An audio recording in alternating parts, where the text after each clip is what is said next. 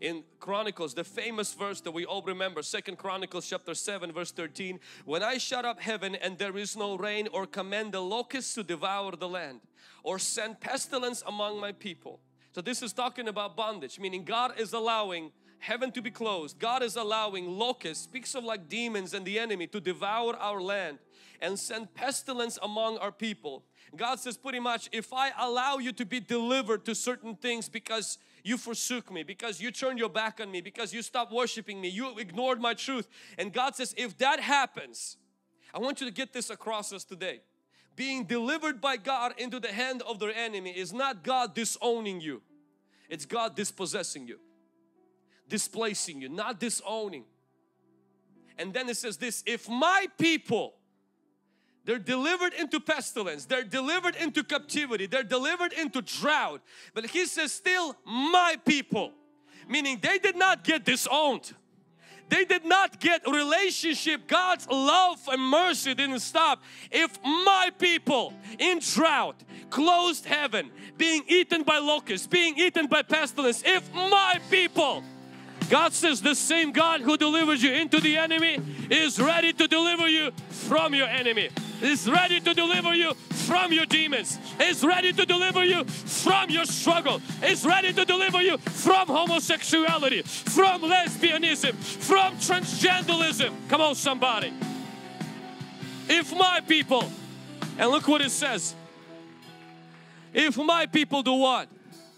Humble themselves. Let me tell you how to be delivered. Humble yourself. You can't be cute and be delivered. You can't keep your image and be delivered. You gotta get desperate. And God says, if you're proud, you can't get delivered. I don't want to manifest, you can't get delivered. Oh, but I don't. What do people will think? You have to choose. Do you want people's opinions or your freedom?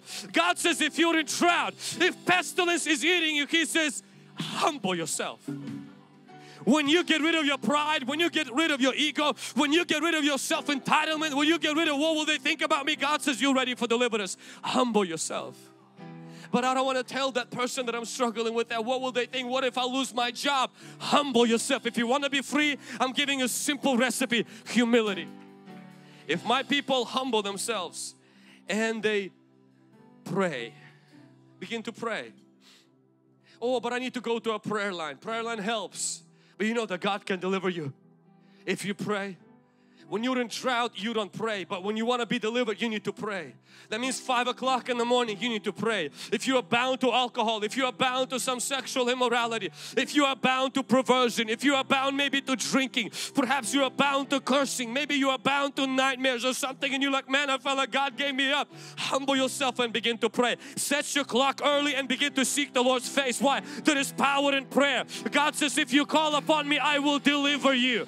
I will deliver you. If you call upon me, I will deliver you. If my people humble themselves and pray. Oh, but I love this. And not just pray, but seek my face. You were seeking the face of your boss. You were seeking the approval of your wife. You were seeking the approval of your ex-boyfriend. You were seeking the approval of the culture. But God says, seek the pleasantness of my face. Seek the smile of my face. Seek my face. And then God says, begin to turn away from your sin.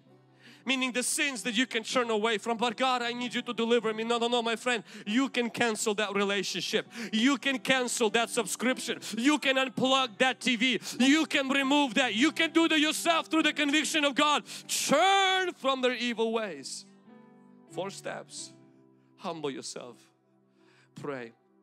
Seek my face. And turn away from your evil ways. When you do these 4 things, God says, then this is what I'm gonna do. I will hear. I will hear your cry. God says, I will forgive you. I promise to forgive you. I won't fight you back. I won't revenge. I will forgive. I will wipe your slate clean. And God says, not only I'm going to set you free, I will heal your land.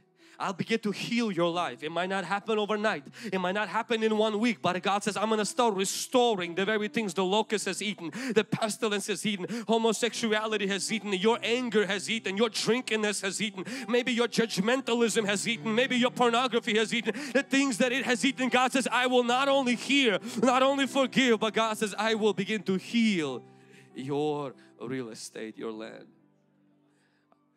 Our Father who is in heaven, hallowed be your name. Your kingdom come, your will be done. Give us this day our daily bread.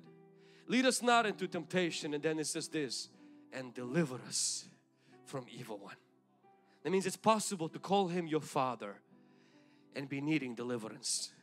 It's possible to be my people but prayerless, proud, and living compromised life. But then pestilence eats things up. Maybe it's in the mind because God gave that up. Maybe it's the passions that are ruining you because God gave you up to it. Maybe it's your body that is causing you pain because you're drawing identity from it, because God gave you up to it, and now you're saying, God, I humble myself. God, I pray. God, I seek your face. God, I turn away from the wicked ways, and God will deliver you from the evil one.